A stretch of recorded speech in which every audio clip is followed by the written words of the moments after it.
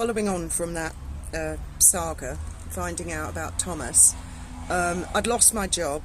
I'd never been on the dole in my life. I mean, my parents, if they'd known, I don't know that my dad ever did find out, but my mother, of course, did, because she died when she was 84, 2014.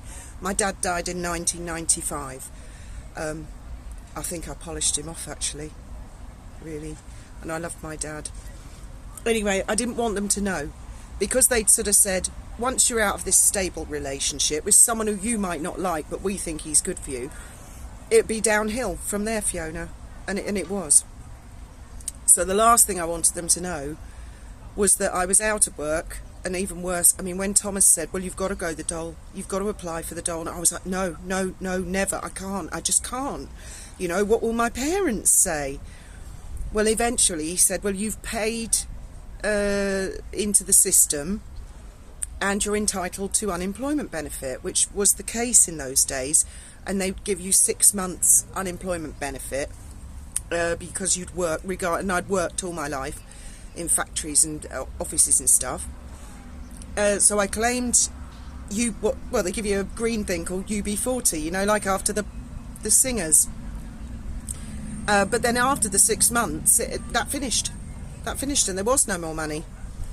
Now, by this time, Thomas had introduced me to quite a few other people. There was quite a set of us, and they were people who'd been born under horrible disadvantage, and they were up to all sorts of stuff. Anyway, they said to me, you've got to go down and apply for something called income support. So I went down to the job centre and asked them, and because it was the recession, the queue for the dole was out the door and down the seafront. I mean, it was awful. And after queuing for ages, I spoke to a lady, and she said it's a very big form, and it's only for people who really need it. And you, to me, don't look like someone who really needs it, because like I say, I was still wearing all my office clothes, and I was going for job interviews because I wanted to get another job as soon as possible, and there were none.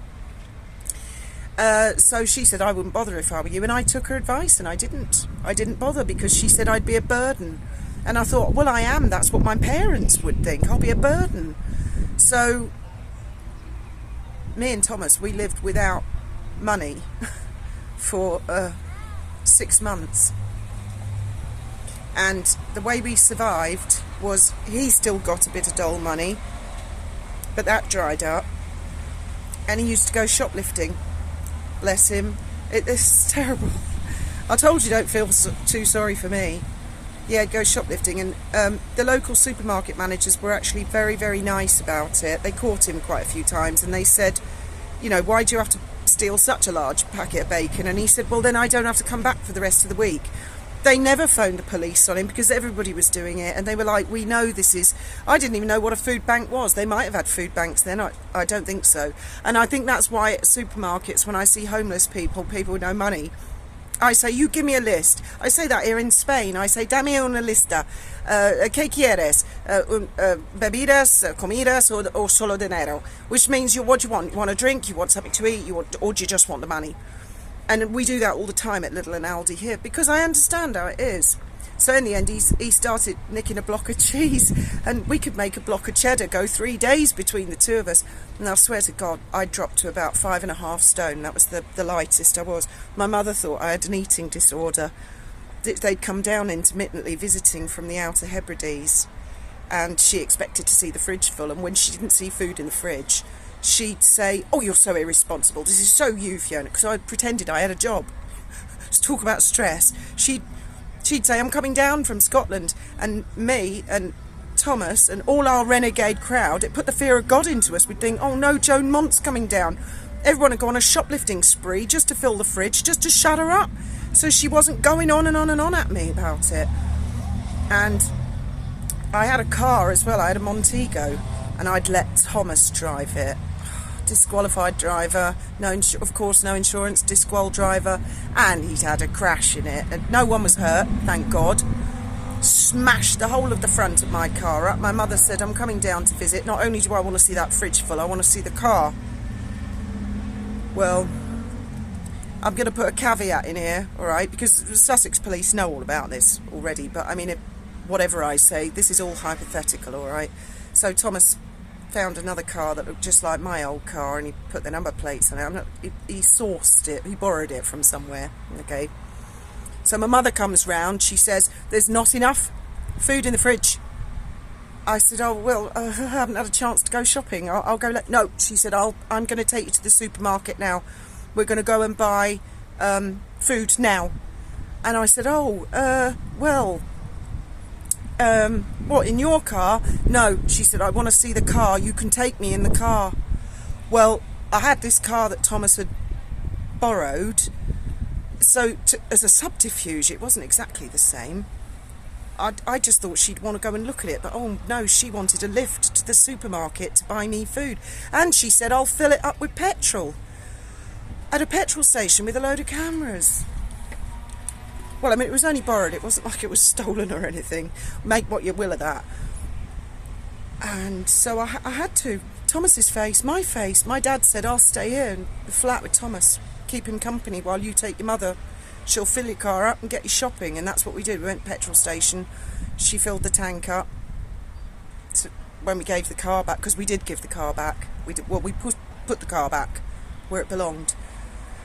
And she got this food from the supermarket, and we were at the traffic lights, and the old Bill pull up next to me. So I'm sitting there like that, talking to my mother, the ex-leader of East Sussex County Council. Oh my God, can you imagine? It was a borrowed car, it wasn't a stolen car, right? But it wouldn't have looked good, and it wouldn't have, my father would have died, just dropped down dead on the spot, and probably my mother too. Do you know, I don't think I ever told her that to the day she died. Anyway, we put the car back to the person that we borrowed it from in the first place. And we had no money, and the shoplifting continued. And I'd been checking for jobs a lot in the local paper, and I saw a job that said, chauffeur wanted, as long as you've got your own car. Well, Thomas had found a very unusual car on a forecourt which had the keys in the ignition and the doors unlocked, and it was like that for weeks, because I think the car sales place was hoping somebody would take it so they could claim on the insurance. You know, such was the stuff that was going on in Brighton at the time. Everybody was going to the wall. Everybody. George Street, Hove, there were like tumbleweeds going down it. I think we had the Co-op and the Woolwich Building Society in the end. All the others were foreclosed, all the shops were shut. So eventually I said to him, I wouldn't go near it. I think it's a honey trap. I think it's a rat trap that the police have set up.